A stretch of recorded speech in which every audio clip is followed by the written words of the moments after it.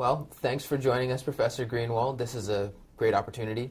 And we were actually in town for the Value Investing Congress.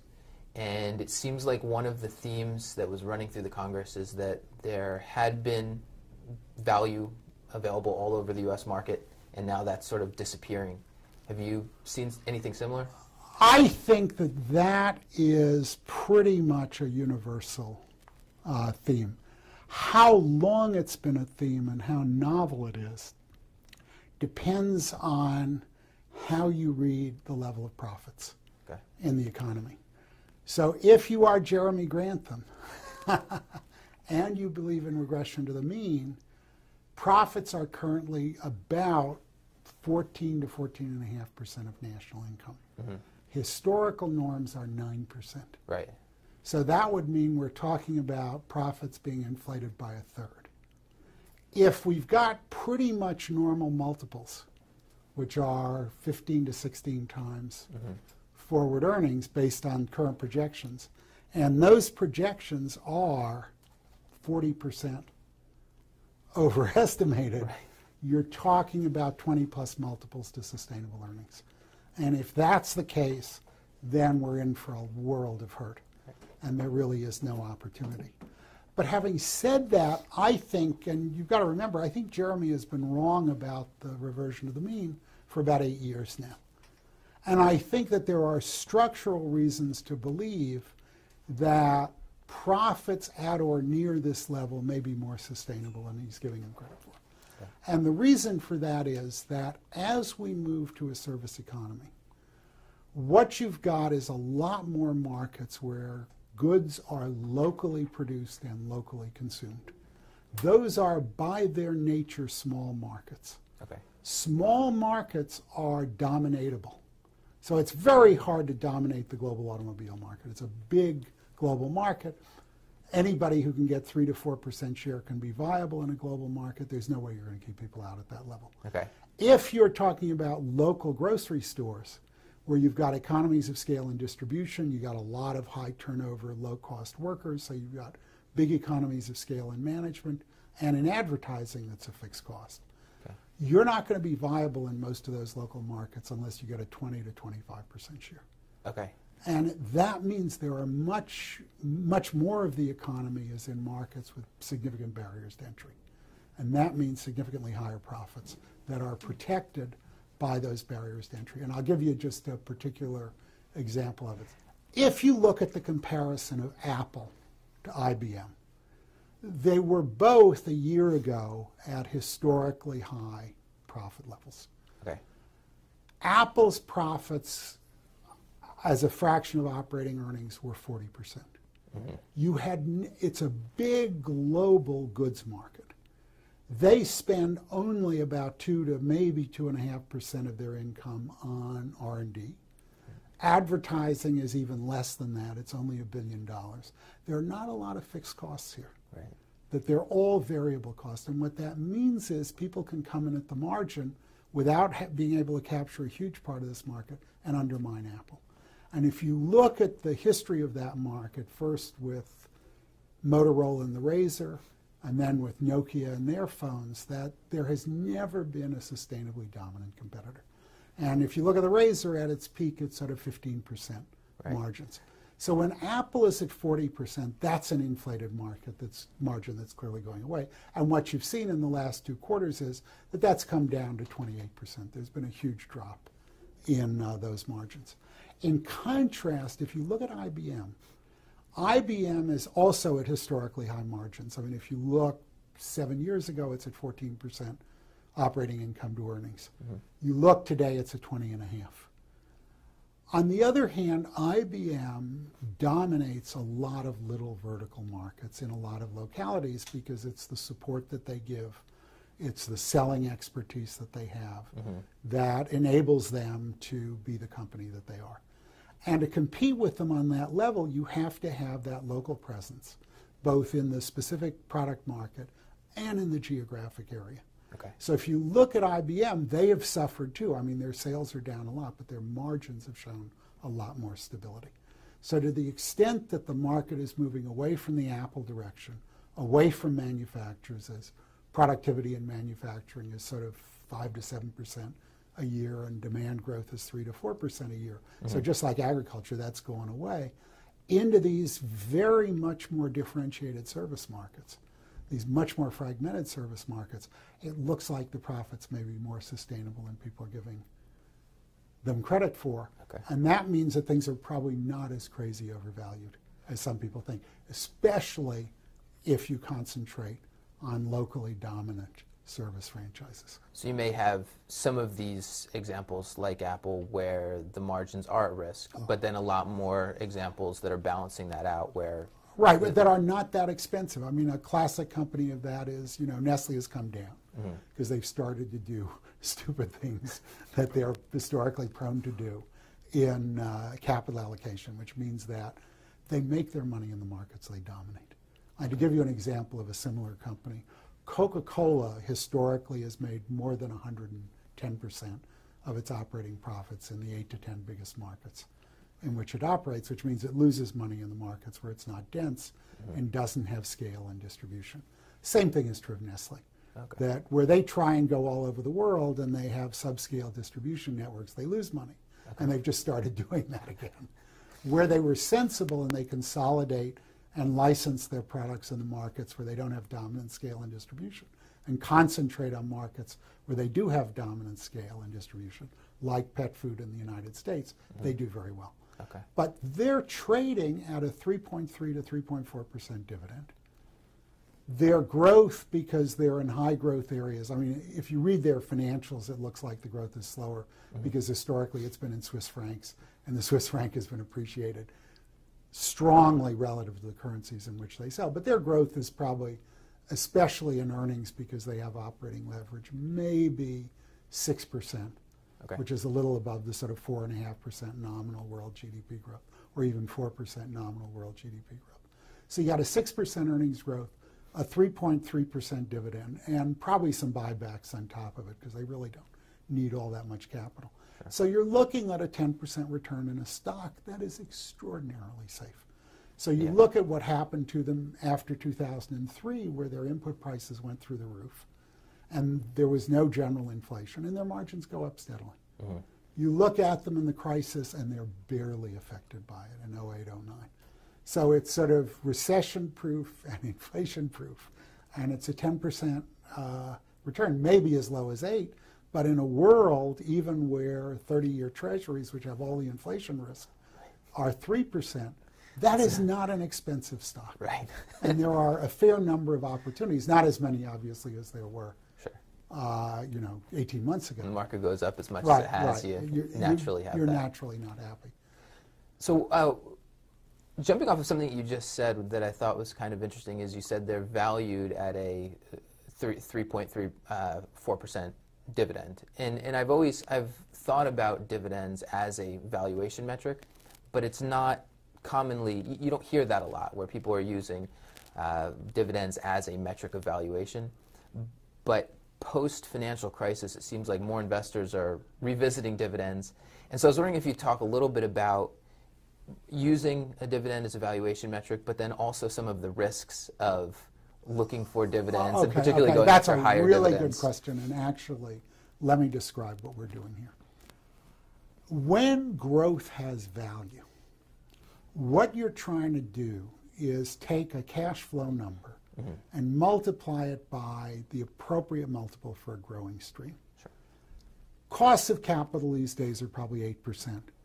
Growth rates for anybody with a franchise, and growth has no value if you don't have barriers to entry, because your return on capital is driven to the cost of capital. So you invest $100 million in growth, you earn 8%, you have to pay 8% to the people who provided it. So in the stocks where growth matters, you've got, say, an 8% cost of capital, and because you've got operating leverage, probably a 5% growth in earnings. That's 1 over 3%, which is 33 times, which is a crazy multiple.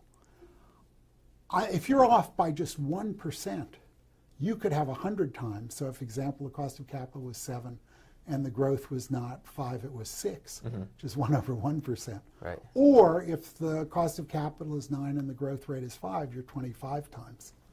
And even lower So you make small mistakes in those numbers, you get massive mistakes in valuation. So when you've got a growing stream, it's almost impossible to put a value on. If the growth doesn't matter, you can get an earnings power value. It ought to be supported by assets because there are no barriers to entry. And you'll get a very good valuation. Okay. And you can get a valuation metric in terms of price-earnings ratios, price to tangible book, ultimately price to replacement cost, okay, and price to sustainable earnings. So in the non-growth stocks, which are the non-franchise stocks, it's always been the case that traditional valuation metrics apply, and they continue to apply. Okay. In the growth stocks, on the other hand, I think we now have learned to our cost, and by the way, not just in this crisis, but in the, in the sell-off for the tech bust in 99, 2000, that you cannot put a sensible value on things. If you can't put a sensible value on things, the question is, how do you decide if they're worth buying? Sure. And the answer is, you can put a sensible return on things. So in those cases, notice what I did. I said, okay, here's the cash return. It's the dividends plus the buybacks, probably. Expected level of buybacks, which is like 4.4%. The growth is what it is. And the growth in earnings may be slightly higher than the growth in sales. But, the growth in sales is forecastable. It's going to be either slightly above or slightly below the level of GDP growth, depending on how successfully they allocate capital to grab market share, or whether they're in a category that's growing faster, like pet food, than GDP, or much slower, like newspapers, right, or automobiles, than GDP. So you can assess those numbers. And notice that now it's not 1 over R minus G. It's just linearly related to the return. Okay. So what I did for you is I basically calculated a total return for Nestle. And that has always been the sensible way to look at growth stocks. Okay. And you notice you can compare that directly to returns on treasuries, to returns on junk debt, to returns on regular debt, because they're all in return space. So you get a much better idea of what you're buying. That's the good news about what we've learned. And I think it's not just been from the crisis. I think it's, as I say, goes back to the tech bust, where people put unrealistic and crazy valuations on things. So there's bad on the news. other hand, You're saying there's bad news, though. No, the bad news is that, and it's what really people like Warren Buffett, who have pioneered the process of investing in these franchise businesses, and it's only the franchise businesses where growth has value, because that's where you earn above the cost of capital. I mean, if a market grows with no barriers to entry, you just get a lot of entry, drives prices down, and it eliminates the profitability. So you have to have the barriers to entry. Okay. What they've always said is you can make a sensible buy decision. It is incredibly difficult to make a sensible sell decision. And that's because you have to pick a price at which to sell. I get a price from the market today, and I can calculate, just as I did for Nestle and other things, a return at that price. But when I decide to sell Nestle, I got to pick a price to sell it at. Okay. And that, of course, gets into all the problems of at what point it's overvalued or not. And there, I think what you have to do is not hold on too long. And that's the temptation. That's what kills Buffett when he won't sell Coca-Cola at $80 a share. It's what kills him when he holds on to the Washington Post for too long. It's a very difficult decision to make, but I think the evidence is that you've got to be pretty conservative about it. Okay. So that if the dividend return for Nestle, for example, plus the buyback return goes down to 3.5, even though the overall return may be reasonable relative to returns on fixed income, you're still going to have to sell at that point. Okay. But I think what we've learned in, as I say, as much the tech bust as the current crisis is, you cannot effectively put numerical values on stocks or have price-related multiples on stocks that are growth stocks. And if you'll let me, I'll do just one more example to you that shows you. People got really excited about newspapers when they got down to like 8 times earnings. Right. 8 times earnings is an earnings return of about 12.5%. They were distributing 80% of that, so it was a 10% cash return, either buybacks or dividends. In spite of what investments they were doing, those businesses were shrinking at least 5% a year. in terms of their earnings power. And they had no good alternative investments. They tried and failed, and the basic businesses were shrinking. And you had all the loss in operating leverage because you had this big fixed cost infrastructure to fill and sell newspapers, and a shrinking revenue base against it. So you got not a an sort ideal of situation. not an ideal situation. But let's say it was 7% a year, which means it takes 14 years for it to fall in half. You start with 10 and subtract 7. That's a 3% return, which is a substandard return in a very high-risk investment. Sure. So when people are excited by the multiple, which is it's never been as low as 8, Right. if they do the return calculation, they'll understand that the multiple is almost completely uninformative, that you have to look at the implied returns. And that's what I think people have learned to do in these franchise stocks. Okay. And so once you have that implied return type of number, obviously you can compare that to other alternatives, and right, a lot exactly. of people look at that sort of risk-free rate from treasury bonds or the like. So you get into, I guess, a difficult situation in an environment like this where you have such low fixed income payouts, and you compare to that. So we were listening to Donald Yackman speak yesterday, right. and he was talking about comparing to the low treasury rates, and you can justify stuff looking a lot more attractive against that. But then I think about, I'm pretty sure it was Manish Pabrai, who talks about targeting a specific, I think he wants to double his money every 3 years or so, and that's like a 25, 26%. That's it's a high mark. It's a high mark, yeah. But I guess what I'm curious about is benchmarking against treasuries, particularly when they're low, and maybe you shoot and score and you get a 5% return, and that's a low return. But if you are targeting a really high rate, even if it's not that high, then if you hit and miss by maybe a little bit, maybe you're getting 15%. Is there any advantage to targeting? But I think that if you do the kind of calculation I just did, there are no stocks that are offering safe 20 to 25% returns. So what he's implicitly counting on is some sort of improvement in multiple. Okay. And lots of luck forecasting that. Yeah. Well, sure. I mean, okay, but let's go back to the Nestle versus Treasury calculation. Right. You're getting 3% in 10-year Treasuries, 4% in 30-year Treasuries. You've got all the risk of inflation. Now, at the moment, and for a while, inflation has been incredibly stable between 1% and 2%. So for a while, it was a little bit because of the natural resource inflation. It was a little bit above 2, but it's basically fluctuating around 1.7. Okay. On the other hand, you have an absolutely unprecedented monetary environment, but you've had long-term deflationary pressure in the international economy as a whole, whether it's from Europe or the United States or Japan or all these other now emerging market countries.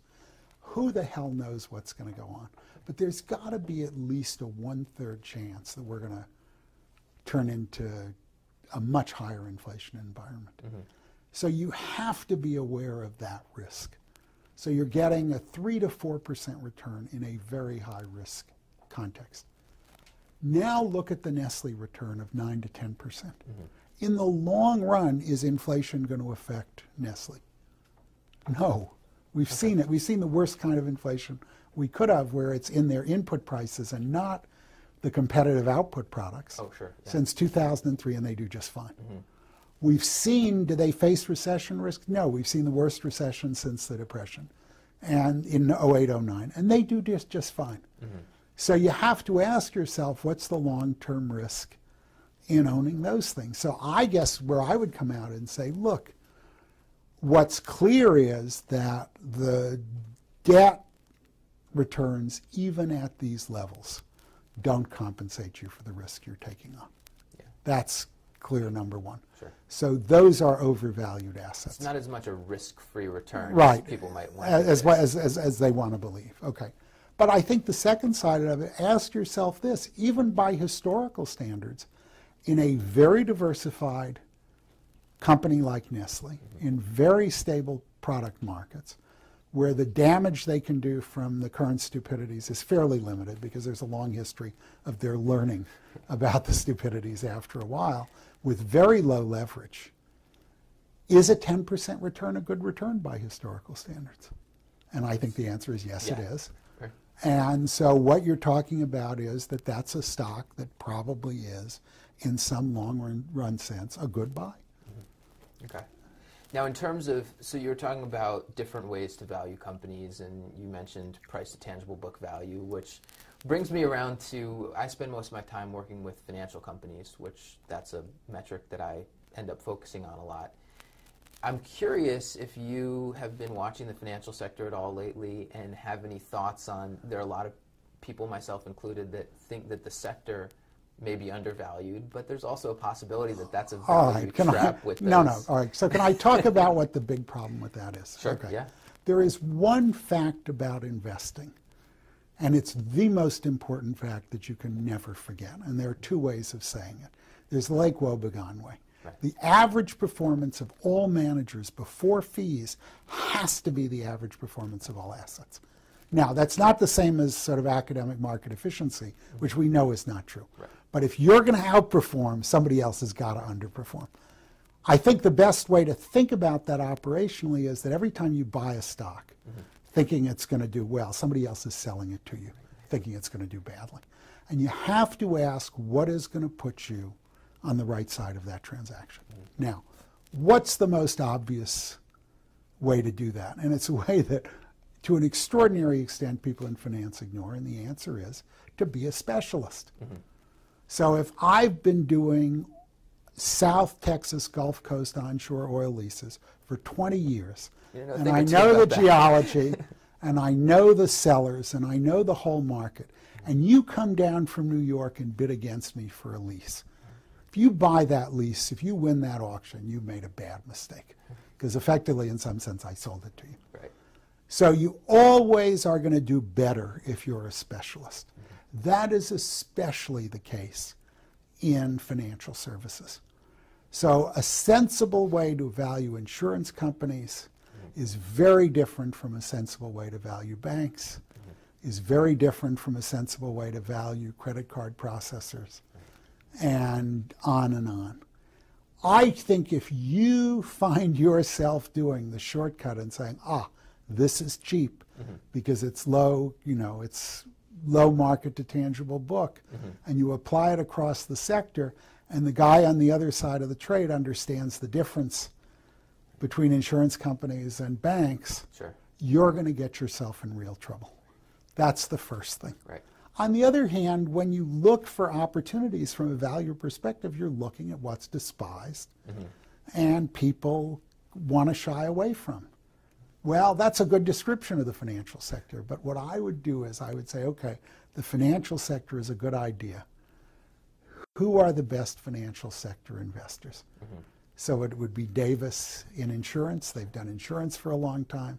It would be people who've concentrated in banks for doing banks, and that's the way I would do it. I would not do this at home, kids. Oh, sure. Okay? Yeah. So on sort of in a similar vein, and this actually could apply to basically any sector, but you've had a lot of headline risk, reputational risk for the financial sector. We just saw today the headlines are coming out about J.P. Morgan settling the big fines for the London whale trade. When you're thinking about the value of a company, does reputational risk and headline risk come into that at all? Okay. In the long run, the evidence seems to be that as long as it stays out of bankruptcy, reputational risk does not that significantly impair the situation of a company. I'll give you a couple of examples of that. The first was American Express in 1964, and Buffett talks about all this salad oil scandal. The stock price falls. 10 years later, nobody gives a crap. Okay, it just doesn't have an effect. The latest one, I think, if you think about it, is AIG. Now, AIG does lose a lot of money, but the reputational risk doesn't seem to be the problem anymore.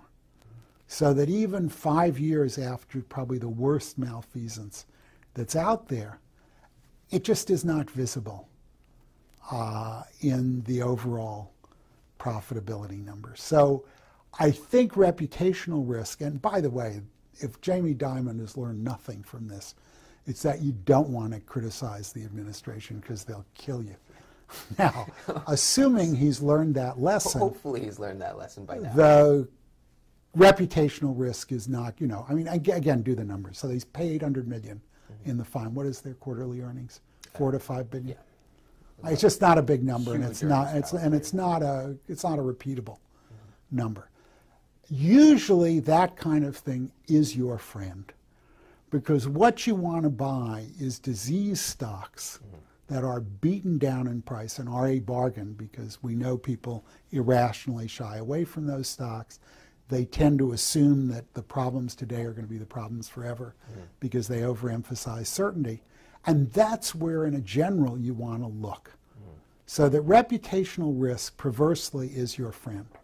But you still have to have the expertise to tell the difference between terminally diseased and versus just temporarily diseased. Okay. And thinking about the insurance sector, so you mentioned there are, like, Chris Davis is very, very great in the insurance sector. And Warren Buffett is pretty good at it. Warren Buffett is bad. But my question was that there are a lot of great investors. Prem Watsa up in Canada. You've got Tom Gaynor at Markel.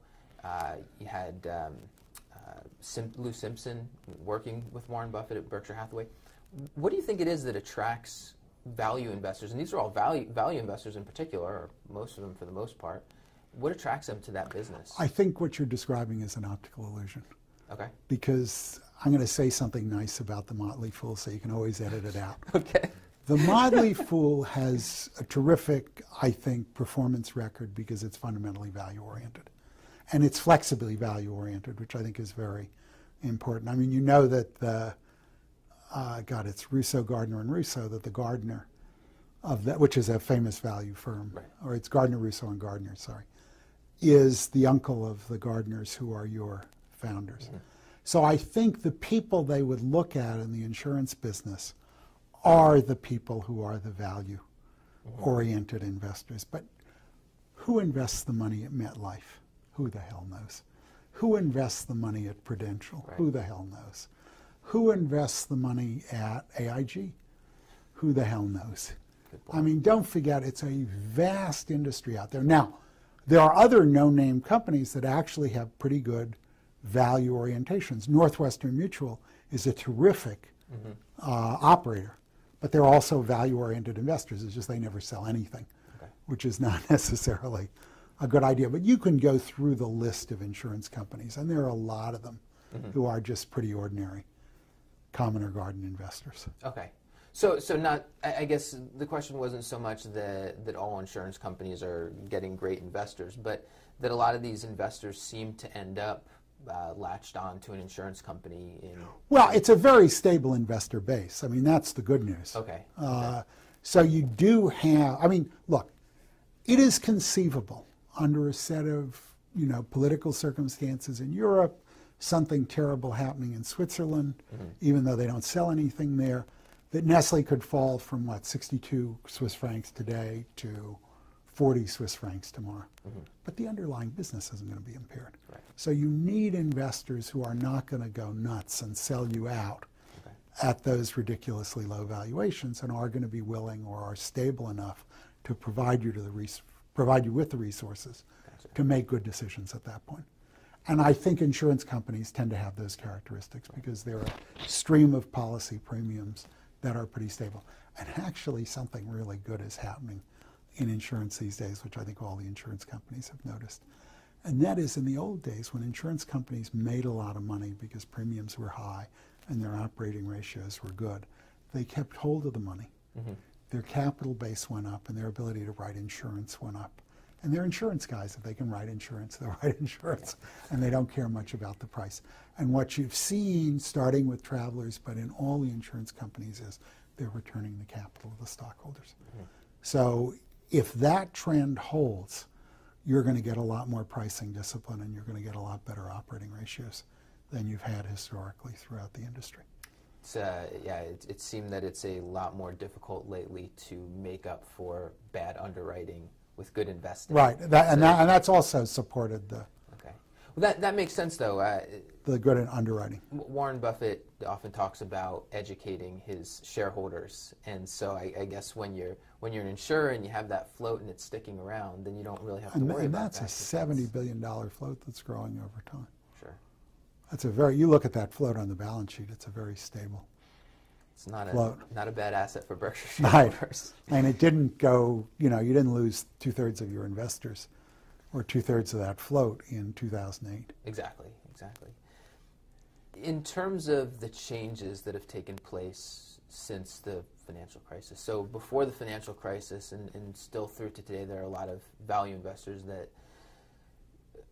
appreciate that the macro environment makes a difference to how their investments are going to perform, but at the same time say, well, we don't know how to predict the macro environment. And yet there are a lot of investors that are now saying, well, you're crazy to try to predict what's going on in the macro environment. Has it changed? Is it different now? I think that for the sensible value investors, trying to predict the macro environment is not what they do. I think what they've done is they've adjusted their risk management techniques to recognize what the macro environment can do to them. So let me talk about what is the sort of value approach to risk management. And it starts not from variance. Variance assumes, by the way, that upward and downward movements are symmetrical. And we know they're not. It also assumes that over time things are serially uncorrelated. So if it drops this period, if you have a 5% price drop, that's the new base. So essentially all movements are permanent movements. And we know that there's reversion to the mean, especially in individual stocks, which is what value investors depend on to some extent. So the value approach to investment is to protect yourself against permanent impairment of capital. Okay, if you think about that, there are 3 basic ways to permanently impair your capital. The fastest way to do it is to pay $100 for something that's worth $50. And that's why the biggest value technique for risk management is margin of safety, is to make sure as you can be, that you're paying less than what the long-term value of that asset is. And that's really what they depended on always in the first instance. It's what Ben Graham talked about. The second thing is that what will convert a temporary loss into a permanent loss is if you have to sell out or you go bankrupt. So leverage at either the company level or the portfolio level is something you want to avoid. And that's getting back to that permanence of capital. Avoiding permanent impairment of capital. So the second thing I think value investors look for is relatively clean balance sheets and or stable enough earnings to support comfortably any debt that's on the balance sheet and not leveraging themselves up too much. The third is diversification, not full diversification, but you're going to make mistakes in valuation. You're going to be wrong. So you don't want to have a 2 to 3 stock portfolio. But when you get above a 15 to 20 stock portfolio, you're pretty well as diversified as you're going to get in terms of spreading out the errors. And mistakes in valuation ought to be unsystematic errors. So if you do those 3 things, what you're left with is the macro risk. And I think historically what value investors were prepared to do is say, okay, macro changes are temporary changes. I can live with those. I'm not going to worry about them. I think what we understand now is they can be very, very long-lived, both in terms of the unemployment, which is the real fluctuations, and in terms of what they can do to interest rates in trying to fight that. I mean, we've had 5 years of interest rates that nobody would have believed were possible. That means you've got now, I think, to take a 4th step as a value investor and ask yourself, what's your vulnerability to inflation on the one hand and chronic deflation on the other? And I think they've always been sort of inflation sensitive, but I think there you'll see that there are 3 asset classes that you have.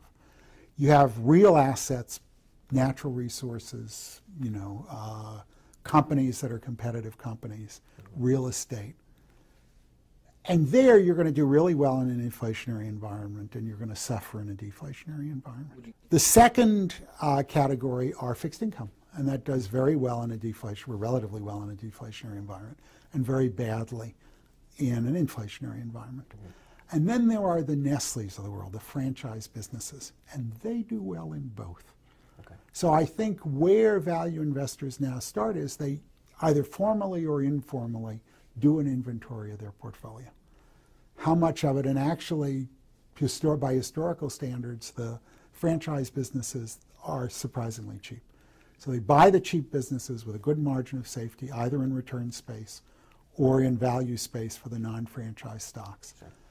And they look at what they're left with, and they look at their vulnerability to inflation, and they look at their vulnerability to deflation. And then I think they think about hedging those things. Okay. And there are three ways that you can hedge. One is assets like gold. That will do typically well if everything turns to crap. And I think that's why you want to hold gold. Now, okay, there are two reasons. One is that it'll stabilize the notional value. But really, the reason you want to have gold is everything turns to crap. It's not going to turn to crap permanently. It may turn to crap for a long time. But if you have the gold and you have the purchasing power, you'll get some real bargains. Okay. On the other hand, if you're not psychologically conditioned, so you can sell the gold and buy the stock in March of 2009, that substantially impairs the value of holding assets that are resistant to these systematic failures. So keep holding that gold. Right, you keep holding the gold. It's not as valuable as if you're somebody who can use it when it's most valuable in terms of what you can buy for it.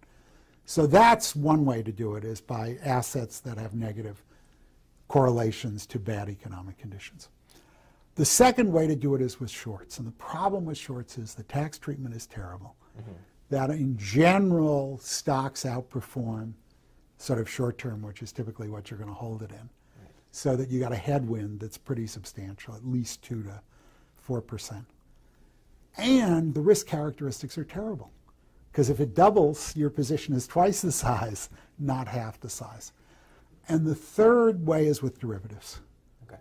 You know, puts of various sorts. And the nice thing about derivatives is if you look at 2007, derivatives were incredibly cheap. The implied volatility on the options that you could buy was under 10%. It turns out the most dangerous times are when nobody thinks there's any danger. And those are the times where derivatives are cheapest. And I think that's what good value investors have been led to think about. Okay. Which is in these very fraught macro situations, what are the cheapest derivatives that you can get? And if they're very expensive, hey, you may just have to live with the gold as an alternative. Or if there are some small shorts you can do, you may have to learn with that. But I think people have learned to think about their macro vulnerabilities when they think about managing risk, whereas I think in the past, they just would have ignored them. Okay. Okay. So a lot of our readers and a lot of the people watching this are sometimes newer investors and may hear you say derivatives, referring to options, and think about that famous Warren Buffett quote, derivatives are financial weapons of mass destruction. So I was just going to ask, probably instructive to kind of differentiate what Buffett was talking about versus... What Buffett is talking about is people speculating by using derivatives.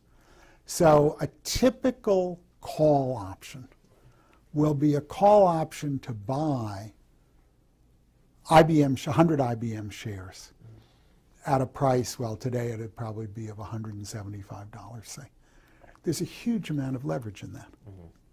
If IBM goes up 50, to 225, you'll make several times your money. Sure. If IBM goes down, you'll just be wiped out. So they're extraordinarily highly leveraged instruments. Okay. And I think people who buy them to make money, it's like buying gold to make money. Right. You're really taking on much more risk than you should be, because you can't make a good judgment about what's going to happen in the limited term of the options. And that's not the reason to buy derivatives. What you want to buy derivatives for is if you own the stock and you want to protect yourself. Mm-hmm. You could sell a call so that if you thought, at 25% above the current price, you'd be happy to sell it.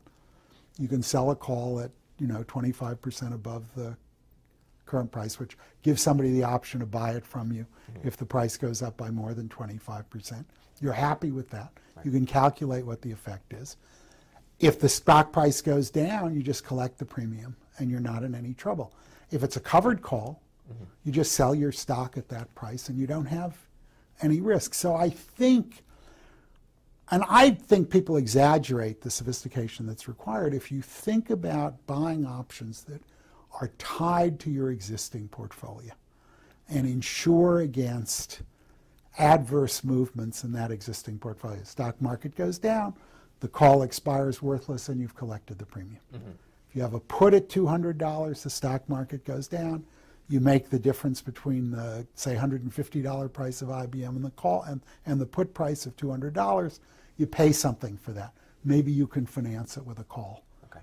Cool. But if you look at it in terms of an explicit risk management tool, I think you'll do much better than if you say, hey, this is a complicated way to make really good money.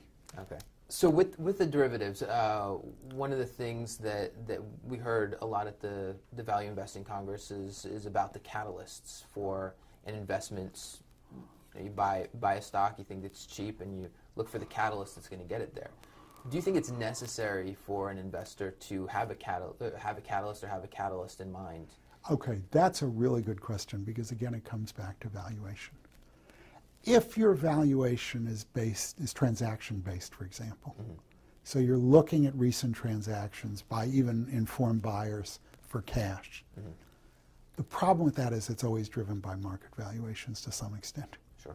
And if you're doing that, there is a lot of implied risk in that valuation.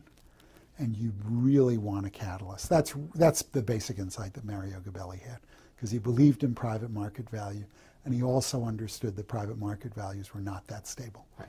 And so he wanted catalysts that would realize them as soon as possible. Okay. And if nobody else had them, he was going to try and create them, either by, touting the stock to somebody who'd buy it out or going to the management and asking them to do something. Okay.